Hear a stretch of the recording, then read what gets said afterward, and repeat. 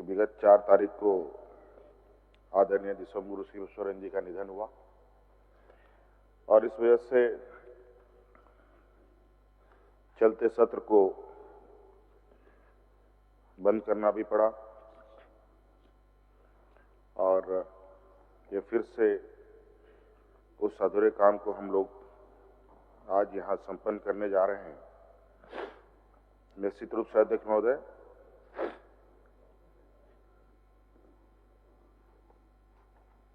ये मॉनसून सत्र हम सभी लोगों के लिए काफी ही महत्वपूर्ण और ना भूलने वाला सत्र होगा, क्योंकि आज हम लोग एक ऐसे व्यक्ति को हम लोगों ने खोया जो सिर्फ विधायक, सांसद, मुख्यमंत्री, केंद्रीय मंत्री ही नहीं बल्कि उससे ऊपर उठ करके एक आदिवासी, दबे कुचले, किसान, मजदूर, शोषित वर्गों के बीच में एक ऐसे व्यक्ति रहे जिनको लेकर सिर्फ झारखंड ही नहीं बल्कि देश के सभी विशेषकर आदिवासी समुदाय के लोग अपना प्रेरणा स्रोत मानते रहे। अब तो वो हमारे बीच नहीं है, लेकिन निश्चित रूप से उनके दिखाए गए, उनके द्वारा बताए गए मार्ग पर हम आगे बढ़ेंगे और जितनी भी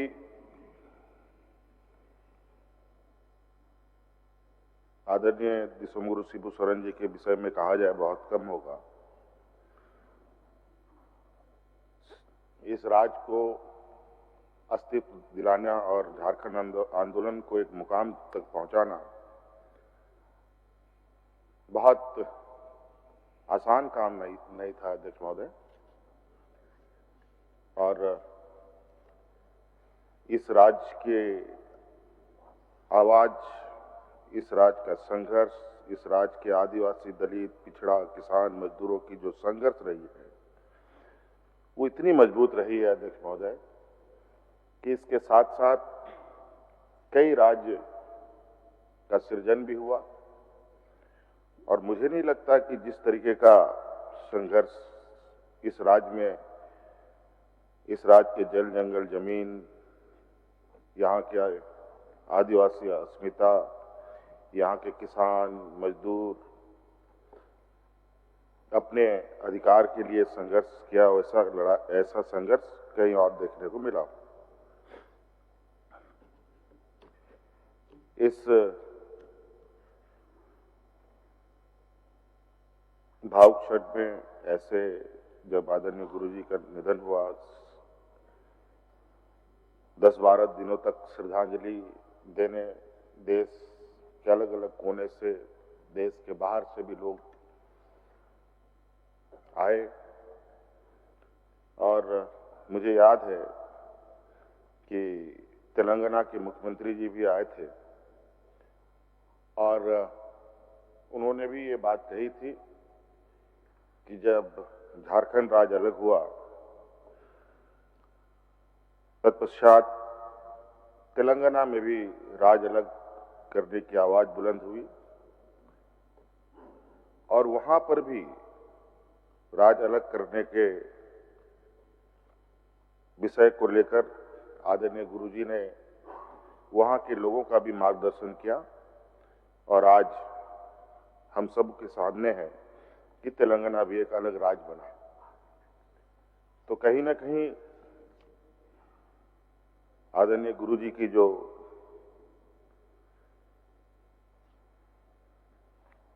कार्य रहे हैं वो झारखंड तक ही सीमित नहीं बल्कि पूरे देशव्यापी रही है।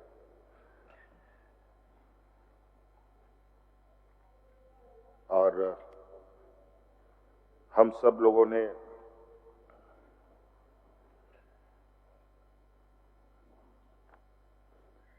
ये संकल्प करके इस सरकार को आगे चलाने का निर्णय लिया है कि अपने उन संघर्षशील साथियों का सपना पूरा कैसे हो, यहाँ के आदिवासी, दलित, किसान, मजदूर के लोगों का आर्थिक, सामाजिक सुधार कैसे हो, हमारी आने वाली पीढ़ी शिक्षा कैसे ग्रहण करे, बेहतर शिक्षा कैसे उपलब्ध हो, कैसे स्वास्थ्य सेवा उपलब्ध हो, कैसे बुजुर्गों को सम्मान मिले, कैसे इस राज्य के आंदोलनकारियों को सम्मान मिले। तो कई ऐसी चीजें हैं जिस पर सरकार आज संकल्पित होकर कार्य कर रही है। अध्यक्ष महोदय,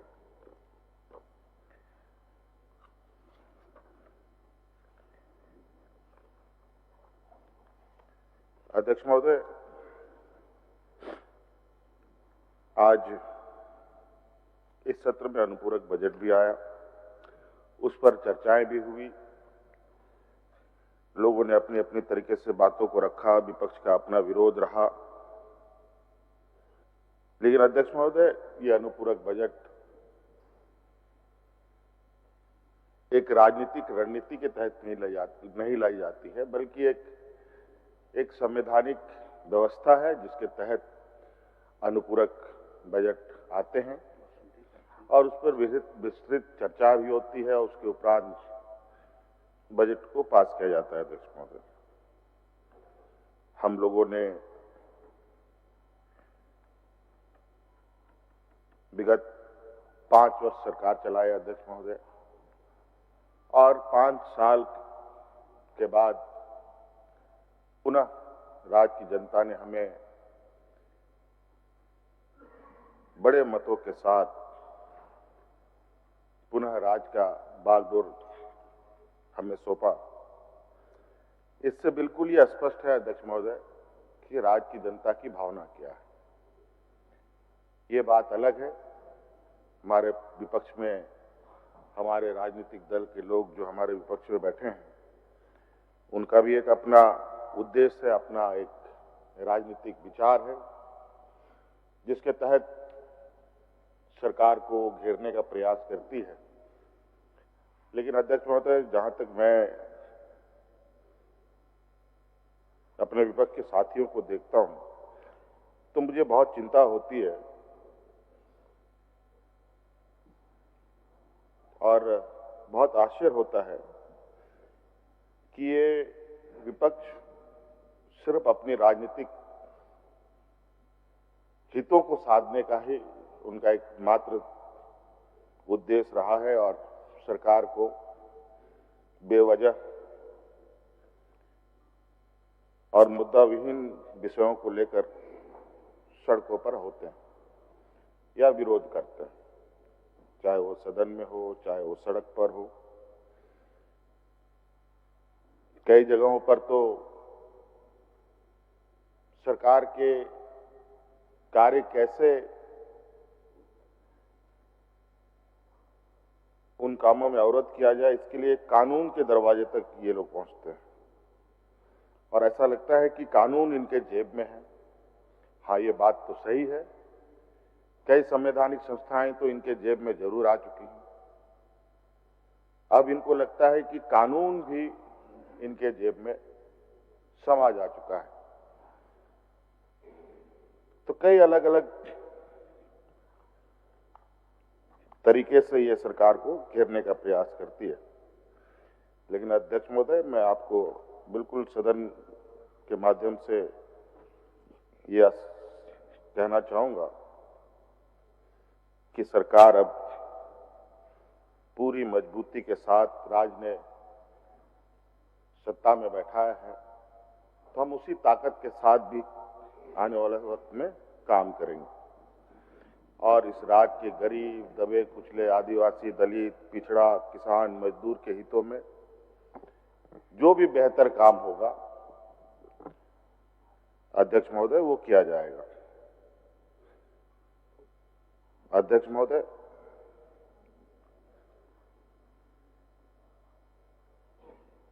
हमारी सरकार इस राज्य की जनता की सरकार है। हमने पहले भी कहा है, हमारी सरकार गांव से चलने वाली सरकार है। यहाँ के राज्य की जनता की भावना के अनुरूप सरकार योजनाएं बनाती हैं, उनके अनुरूप उनको धरातल में भी उतारती है। हमारे विपक्ष के लोग इस राज्य में विपक्ष में हैं, लेकिन इस देश में सबसे अधिक राज्यों में इनकी सरकारें हैं और इनके राज्यों की हालत देखें तो आप आश्चर्य करेंगे अध्यक्ष महोदय कि भारतीय जनता पार्टी शासित या उनके गठबंधन शासित राज्यों में वहां की स्थिति क्या है, वहां के आदिवासियों की स्थिति क्या है, वहां के दलितों की स्थिति क्या है, वहां के अल्पसंख्यकों की स्थिति क्या है, जो कमजोर वर्ग हैं उनकी स्थिति क्या है। आज ये लोग अपने को विश्व गुरु ये खुद को बनाना चाहते हैं या इस देश को बनाना चाहते हैं, ये समझ से परे है। मुझे तो नहीं लगता ये देश विश्व गुरु की ओर जा रहा है, लेकिन इनके राजनेता, इनके सहयोगी, इनके व्यापारी मित्र जरूर विश्व गुरु की उपाधि लेने की तैयारी में है। आज सत्र में आदरणीय दिसोम गुरु शिबू सोरेन जी को देश के सर्वोच्च सम्मान प्रदान हो, इसके लिए अध्यक्ष महोदय सदन ने प्रस्ताव पारित किया।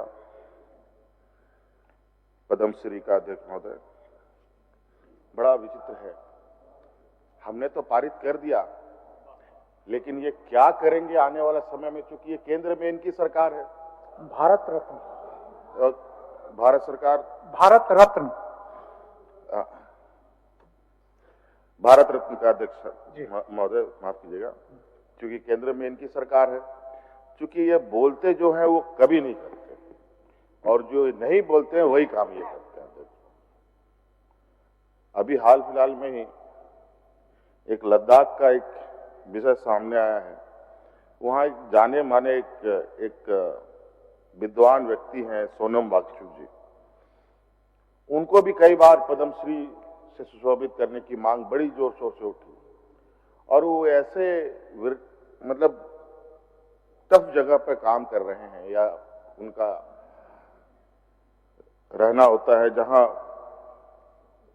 उसी क्षेत्र के ही लोग वास करते हैं। इधर सामान्य जीव क्षेत्र के लोग वहां पर बहुत ज्यादा दिनों तक टिक पाने की स्थिति पर नहीं होते हैं और पूरा दुनिया बल्कि उस व्यक्ति को आज जानता है, पहचानता है। और जिस तरीके से वहां पर उन्होंने उस कठिन जगह पर पर्यावरण को बचाने के लिए, लद्दाख को बचाने के लिए, इस देश के सीमावर्ती क्षेत्र को सुरक्षित करने के लिए जिस तरीके से वो काम करते हैं, वो निश्चित ही काफी सराहनीय व्यक्ति हैं और सराहनीय कार्य भी कर रहे हैं। और वहां पर एक इंस्टीट्यूट चलता है अध्यक्ष महोदय, और ये उस इंस्टीट्यूट में जो भी रिसर्च होते हैं उस रिसर्च को भारत सरकार भी अंगीभूत करता है अध्यक्ष महोदय, उसका सम्मान करती है और उसको लागू भी करती है। और उस इंस्टीट्यूट का नाम है Himalaya institute of alternative learning. लगभग 150 केनाल या केनाल को कितना साइज बोलते हैं ये आइडिया नहीं, वो पहाड़ के क्षेत्रों में बोला जाता है। हमको लगता है 150 एकड़ होगा जमीन। उतनी जमीन भारत सरकार ने उसको आवंटित किया। अभी कल परसों ही उसके यहाँ नोटिस लगा दिया गया है कि उस इंस्टीट्यूट को बंद कर दिया जाए। और ये आज नहीं कल किस दिन उस इंस्टीट्यूट में बुलडोजर चलेगा अध्यक्ष महोदय, ये कहना बड़ा ही आश्चर्य करने वाली बात नहीं होगी। और इतनी बड़ी संस्था और जिसका एक सम्मान है और इसको एक सम्मानित व्यक्ति द्वारा चलाया जा रहा है, बस इसीलिए उसको ढा देना है, क्योंकि आज के दिन में पर्यावरण को लेकर जो केंद्र सरकार की नजरिया है, वो नजरिया उस इंस्टीट्यूट को कभी गवारा नहीं हुआ, वहां के संस्थापक सोनम वांगचुक जी को कभी गवारा नहीं हुआ। इसके लिए लद्दाख से लेकर दिल्ली तक उन्होंने पैदल मार्च किया था, अध्यक्ष महोदय, आपको याद होगा, सैकड़ों लोग उनके साथ, और बिल्कुल गांधी जी की तरह उनका जो विरोध सरकार से रहा है, उस तरीके को अपनाते हुए उन्होंने विरोध किया। पद्मश्री तो मिला नहीं, बल्कि उनके कार्यों को कैसे मटियामेट किया जाए, ये पूरी तरीके से केंद्र सरकार लगी हुई है। जैसे यहां आप देखेंगे, हम सभी लोगों के साथ जो उनके विरोध में है देश में राजनीतिक लोग, एक एक करके किसी को सीबीआई, किसी को ईडी, किसी को इनकम टैक्स, किसी को अलग अलग झूठे आरोपों में जेल में डाल देना, और अब तो नए कानून संविधान संशोधन करने की तैयारी में है, जहां प्रधानमंत्री, मुख्यमंत्री, सांसद को 30 दिनों के अंदर अपने पद से हाथ धोना पड़ेगा अगर आप जेल में रहे तो। अध्यक्ष महोदय, आखिर ये संशोधन लाने का औचित्य क्या है, ये समझ से परे। इसके पीछे कहीं ना कहीं एक बहुत बड़ा इनका एक हिडन एजेंडा है, जिसको शायद अभी हम नहीं भाप पा रहे हैं, लेकिन आने वाले समय में यह भी सतह पर आएगा। किस तरीके से देश की जनता और संविधान के द्वारा प्राप्त शक्तियों का उपयोग एक गरीब मजदूर इंसान भी उतने ही ताकतवर है इस लोकतंत्र में जितना एक करोड़पति हो, अमीर हो। क्योंकि इस लोकतंत्र में जो चुनावी प्रक्रिया में जो हिस्सा लेते हैं और जो वोट डालते हैं, 1 लाख वोट की भी उतनी ही कीमत है अध्यक्ष महोदय जितना एक वोट का। एक वोट से आदमी सत्ता में काबिज हो सकता है और एक वोट से सत्ता से बेदखल भी हो सकता है अध्यक्ष महोदय।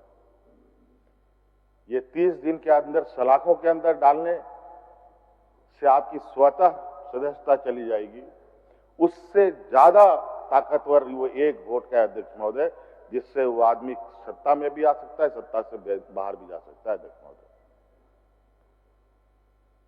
एक वोट तो छोड़िए, लाखों वोट बिहार में इन लोगों ने डिलीट करवा दिए इलेक्शन कमीशन के माध्यम से,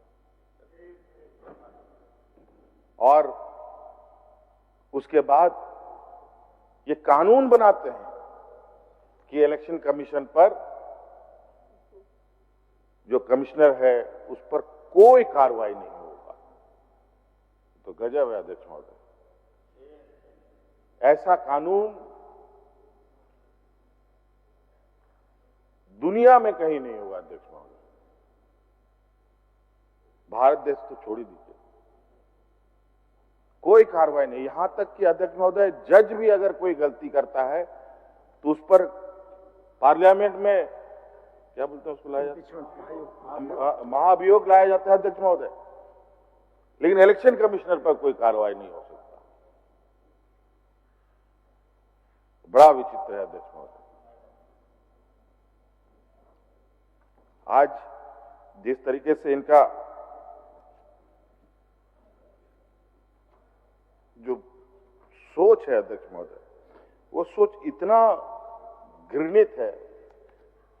हर चीज सिर्फ ये लोग दिखावे के लिए अखबार में, मीडिया में, टीवी में, रेडियो में,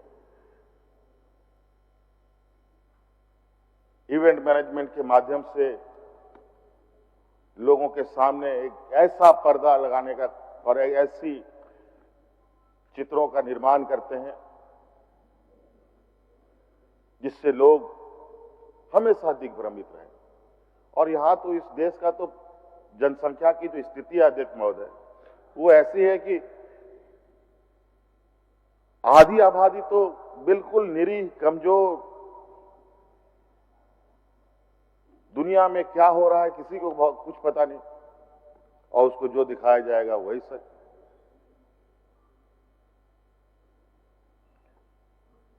आज वही काम इनका चल रहा है अध्यक्ष महोदय।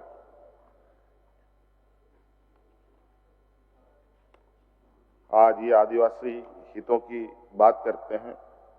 मुझे याद है पिछले कार्यकाल में भगवान बिरसा मुंडा जी की जयंती पर मैंने इस बात को पहले भी रखा था कि जयंती पर हम लोगों ने देश के राष्ट्रपति महोदया को मुख्य अतिथि के रूप में आमंत्रण दिया था और उन्होंने सहमति भी जताई थी, लेकिन आखिरी समय में उनका कार्यक्रम रद्द हुआ। क्यों हुआ, नहीं हुआ, ये बहुत स्पष्ट तौर पर सतही पर आ चुका है। और उसके बाद हमारे देश के प्रधानमंत्री जी ने भगवान बिरसा मुंडा जी के जयंती के शुभ अवसर पर खूंटी जिला से ही एक भव्य कार्यक्रम आयोजित किया अध्यक्ष महोदय। आदिवासी कल्याण को लेकर लंबा चौड़ा बजट बना करके देश के सामने ऐसा इन्होंने पत्ता फेंका, लगता है कि इसके बाद आदिवासी तो इस देश के सर्वोच्च स्थानों पर चुटकी बजाते पहुंच जाएंगे। आज पूछ लीजिए अध्यक्ष महोदय, पता कर लिया जाए कि उस दिन का ये घोषणा और उस दिन का कार्य योजना आज किस जगह पर है। आज फिर से ये तैयारी चल रही है, फिर से ये जुमलों का पिटारा खोलने की तैयारी में है, जहां फिर से आदिवासी, दलित, पिछड़ों को ठगने की तैयारी। कई झारखंड अध्यक्ष महोदय, इस राज्य को तो लोग वैसे सोने की चिड़िया कहते हैं और सही में है भी अध्यक्ष महोदय। आज इस राज्य ने देश को क्या क्या नहीं दिया, क्या नहीं दिया अध्यक्ष महोदय, और इस राज्य को मिला क्या। मात्र हेमंत सोरेन सरकार की ओर से 2,500 रुपए 50% राज्य की महिलाओं को, तो और क्या मिला अध्यक्ष महोदय। आज इस देश के खनिज संपदा से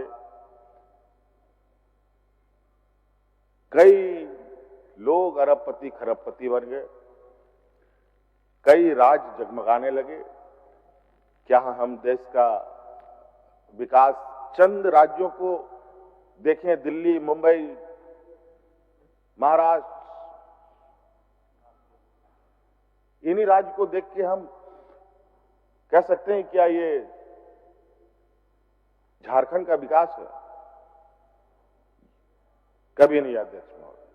आज दिल्ली भी अध्यक्ष महोदय, जहां पर देश का ये राजधानी कहे जाने वाला राज्य, अब तो राज्य भी नहीं रहा, अब पूर्णतया से यूटी हो गया है ये। और मुंबई को ही देख के हम विकास का पैमाना को मान सकते हैं क्या? आज मुंबई में जो गगनचुंबी इमारत है, जहां बड़े पैमाने पर, वहीं पर अध्यक्ष महोदय देश का सबसे बड़ा स्लम भी उसी राज्य में है, जहां 10 बाय 10 के कमरे में 20-20, 25-25 लोग रहते हैं अध्यक्ष महोदय। बरसात के दिन में तो क्या ही हाल वहां का। दिल्ली जैसे राजधानी में अध्यक्ष महोदय जाके देखिए, चंद उन राज्यों में भी चंद इलाकों को छोड़ करके बाकी इलाके झांक के देख लें, किस तरीके से वहां पर भी स्थितियां खराब है। आज ये राज्य की स्थिति देश को पालन पोषण करते करते इस राज्य की स्थिति ये हो गई कि आज ये राज्य की धरती के अंदर बड़े पैमाने में झारखंड के धरती के अंदर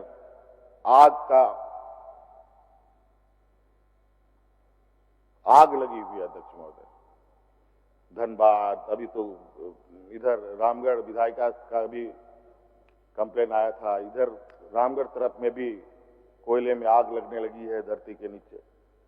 धनबाद का क्या हाल, अभी कुछ दिन पहले ही माइंस मिनिस्टर आए थे, वहां पर धरती में आग लगी हुई, वहां पर लोगों को कैसे वहां से हटाया जाए इस पर चिंता करने का। यहां पर यूरेनियम खनन कार्य होते हैं। आज उस क्षेत्र में हर तीसरा महिला, पुरुष, बच्चा कोई ना कोई भयानक बीमारी से ग्रसित है। वहां पर बच्चे अपंग पैदा होते हैं या तो फिर बच्चा मां के पेट में ही मर जाता है। यह हालत है इस राज्य के अध्यक्ष महोदय। और जिस तरीके से आए दिन केंद्र सरकार द्वारा और वो भी प्रधानमंत्री कार्यालय से ये मॉनिटरिंग होती रहती है कि राज्य में कोयला खदानों का नीलामी ठीक से चल रहा है कि नहीं चल रहा है, आयरन ओर का ये ऑक्शन हो रहा है कि नहीं हो रहा है, बॉक्साइट का ऑक्शन हो रहा है कि नहीं हो रहा है। एक दिन भी डिले होता है तो पदाधिकारियों को जो लताड़ मिलती है जिसका आप अंदाजा नहीं कर सकते। यहां पर अध्यक्ष, यहां पर पदाधिकारियों की हालत एकदम बड़ा ही विचित्र स्थिति है। और हसदेव का जंगल के बारे में तो क्या ही कहना। और पर्यावरण आज किस तरीके से हम पूरे मानव जाति को चुनौती दे रहा है अध्यक्ष महोदय। आज यहां जो बारिश इतने लंबे समय से चला आ रहा है, इतने बड़े पैमाने पर,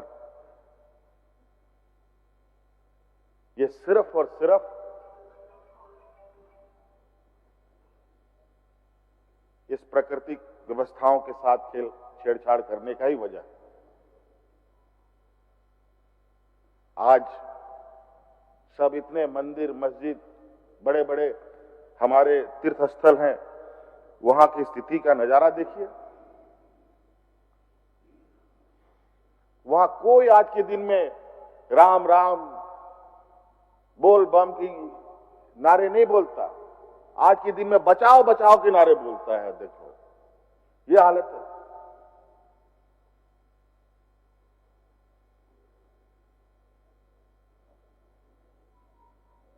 अध्यक्ष महोदय,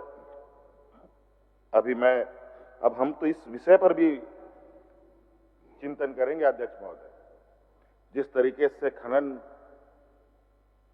पट्टे आवंटित हो रहे हैं और जिसको लेकर सभी खनन कंपनियों को कंपनसेटरी फॉरेस्ट के लिए जमीन उपलब्ध करानी पड़ती है,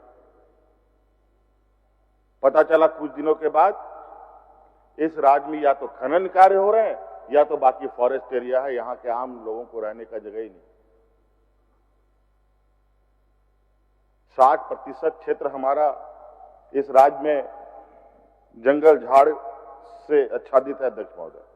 मात्र 30% की जगहों पर ही हम विचरण करते हैं और उसमें से भी खनन कंपनियां दलालों के माध्यम से, एजेंटों के माध्यम से जमीनें खरीद करके कंपनियों को दे करके मोटी रकम कमाई करा करके फॉरेस्ट में उसको कन्वर्ट कर दे रहा है। और फॉरेस्ट का मकड़ जाल इस तरीके का है कि मकड़ का जाल भी फेल।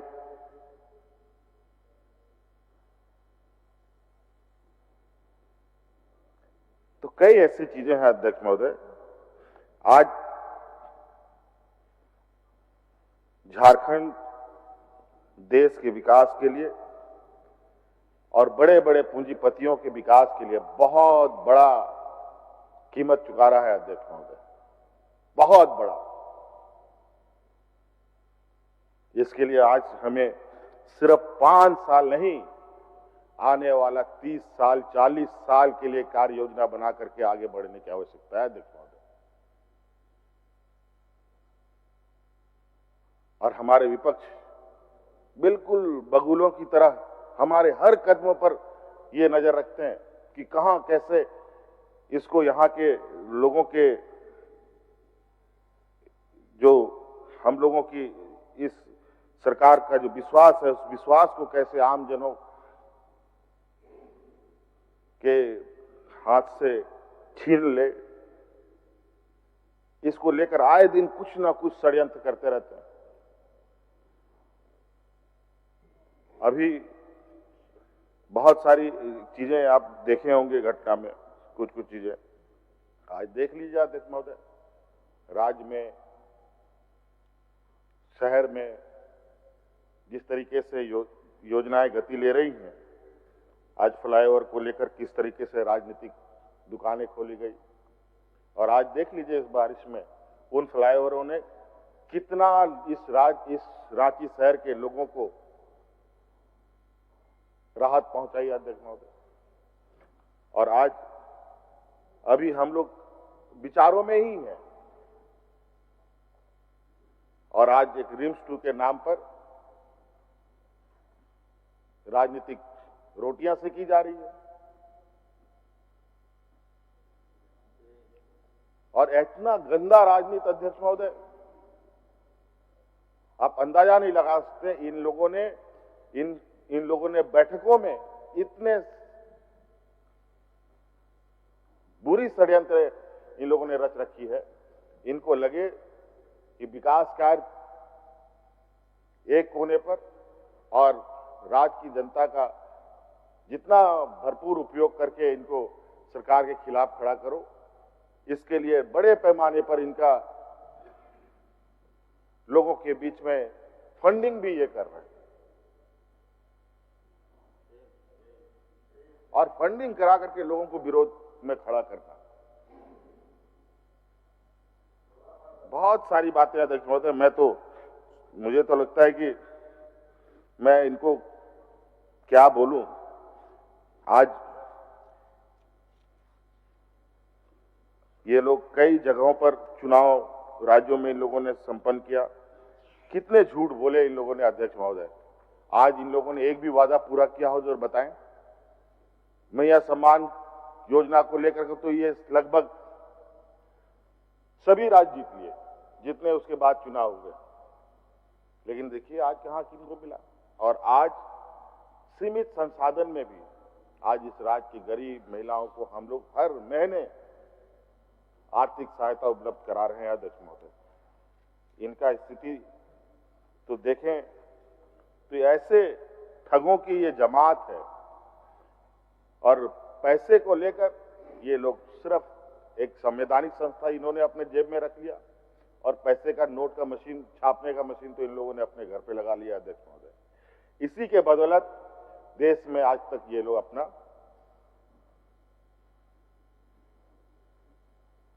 तूती बुलवाने में लगे हैं। लेकिन जनता की अदालत सबसे मजबूत अदालत है। अगर जनता को समझ में आया कि यह झूठ और सच के बारे में फर्क पता चला, तो अच्छे अच्छे लोग उनके इस आक्रोश को भाजन पड़ना पड़ता है। अध्यक्ष महोदय, अभी तो बिहार के चुनाव की जो स्थिति बन रही है, वोटरों का जो अधिकार छीना जा रहा है, वो तो अलग ही है। अभी एक हमने पेपर में पढ़ा अध्यक्ष महोदय, सब जो भी चीजें देखेंगे तो आप गुजरात और इन्हीं सब जगहों से ही उठ के आता है। और गुजरात में अध्यक्ष महोदय फर्जी राजनीतिक दल बनाए जाते हैं, फर्जी, और उन कंपनियों में चंदा आता है 1-2 हजार रुपए ने अध्यक्ष महोदय। 10 गुमनाम ऐसे दलें चिन्हित हुए हैं अध्यक्ष महोदय, जहां 4300 करोड़ रुपए उनको दान में मिला अध्यक्ष महोदय। और खर्च कितना किया अध्यक्ष महोदय? मात्र 25-26 करोड़ रुपए अध्यक्ष महोदय। नहीं, 25-26 करोड़ रुपया मात्र, और दिखाते हैं कितना 3500 करोड़ रुपया हमने खर्च किया। सभी पार्टियों के नाम भी हैं। तो कई ऐसी चीजें हैं अध्यक्ष महोदय, और हाँ, और सब गुजरात का पार्टी है अध्यक्ष महोदय, कहीं बाहर का नहीं है। मैं तो बोल रहा हूं सब गुजरात से ही क्या ऐसी चीजें उठ के आती है अध्यक्ष महोदय जो आपको आश्चर्यचकित करेगा। और इन लोगों ने विकास का जो पैमाना खींचा है अध्यक्ष महोदय, जिस तरीके से पुल पुलिया सड़क बनाया है, जिस रफ्तार में बनाया है अध्यक्ष महोदय, उससे कई गुना रफ्तार में इस बारिश में उनके सारे योजनाएं ढह के जमीन धराशायी हो चुके हैं अध्यक्ष महोदय।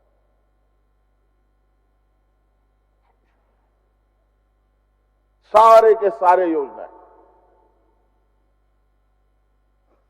चाहे वो अयोध्या का हो, चाहे वो दिल्ली का हो, चाहे वो जम्मू कश्मीर का हो, चाहे उत्तराखंड का हो, चाहे हिमाचल का हो, कहीं का भी योजना हो अध्यक्ष महोदय। तो अध्यक्ष महोदय कई सारे विषय हैं जिसको अगर हम अभी कहना शुरू करें तो बहुत वक्त लगेगा, लेकिन हम अपनी बातों को संक्षिप्त करना चाहेंगे अध्यक्ष महोदय। अध्यक्ष महोदय, ये राज्य कई झंझावतों से जूझते हुए आज इस मकाम पर खड़ा है अध्यक्ष महोदय, जहां आज इस राज्य के कार्य योजनाओं को एक मॉडल रूप में देखा जा रहा है अध्यक्ष महोदय। आज हमारी चीजों को कई राज्य हमारे कार्यों से प्रभावित भी, लेकिन आज ये वक्त है अध्यक्ष महोदय जहां एक सकारात्मक राजनीति करने की आवश्यकता है, जहां यहाँ के आदिवासी, दलित, पिछड़ों, अल्पसंख्यकों के हितों पर विशेष जोर ध्यान करते हुए कार्य करने की आवश्यकता है अध्यक्ष महोदय। हमारे विपक्ष के लोग झारखंड के जनप्रतिनिधि है अध्यक्ष महोदय, ना कि दिल्ली, मुंबई, गुजरात के जनप्रतिनिधि हैं, और इनका कर्तव्य बनता है अध्यक्ष महोदय कि सबसे पहले उनको झारखंड हित में विचार करना चाहिए, ना कि इनके व्यापारी मित्रों के हित में विचार करने की आवश्यकता। इसलिए अध्यक्ष महोदय एक सकारात्मक सोच के साथ हम चाहेंगे कि माननीय विपक्ष सरकार को सहयोग करे। आज हम चाहते हैं कि इनका एक सकारात्मक सोच भी आए, तो हम निश्चित रूप से उनके विचारों को ग्रहण करेंगे। आज अध्यक्ष महोदय हमारे सभी क्षेत्रों में, चाहे वो शिक्षा के क्षेत्र में हो, खेतीबाड़ी के क्षेत्र में हो, स्वास्थ्य के क्षेत्र में हो, रोजगार के क्षेत्र में हो, सभी क्षेत्रों में हमें बड़े पैमाने पर काम करने की आवश्यकता है। आज मैं भी ये गिना सकता हूं अध्यक्ष महोदय कि आज हम लोगों ने, ऐसा नहीं है कि हम लोगों ने रोजगार सृजन नहीं किया, ऐसा नहीं है कि आज हम लोगों ने नौजवानों के हितों को ध्यान में नहीं दिया, लेकिन जिस तरीके से कुछ व्यवस्थाएं चलती है अध्यक्ष महोदय, और वो व्यवस्थाएं गरीब, गुरुआ, आदिवासी, दलित, पिछड़ा नहीं चलाता है अध्यक्ष महोदय।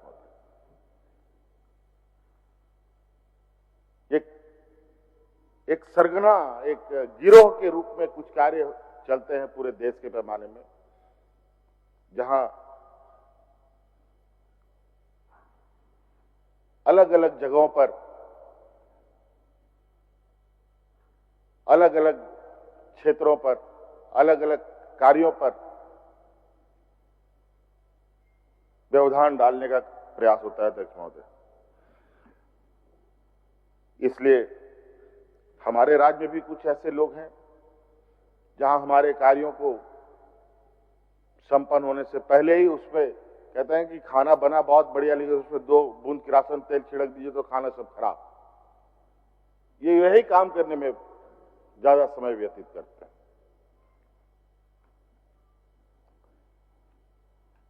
तो अध्यक्ष महोदय बहुत सारी चीजें हैं। हम आज के इस मॉनसून सत्र में हमारे सभी माननीय विधायकों ने, माननीय सदस्यों ने सदन के सभी वाद विवाद में हिस्सा लिया। इन सभी का आभार। आपने बहुत संवेदनशीलता के साथ इस सत्र को चलाया, आपका भी बहुत बहुत साधुवाद। सभी आज के इस अंतिम पड़ाव में आप सभी लोगों का बहुत बहुत धन्यवाद करते हुए मैं अपनी वाणी को समाप्त करता हूं। जोहार। माननीय सदस्यगण, यह सदन तृतीय मानसून सत्र के रूप में 1 अगस्त से 7 अगस्त 2025 तक आहूत था, परंतु बीच में आदरणीय दिसम गुरु श्री शिव सोरेन के निधन के आलोक में 4 अगस्त 2025 को सदन स्थगित की गई। पुनः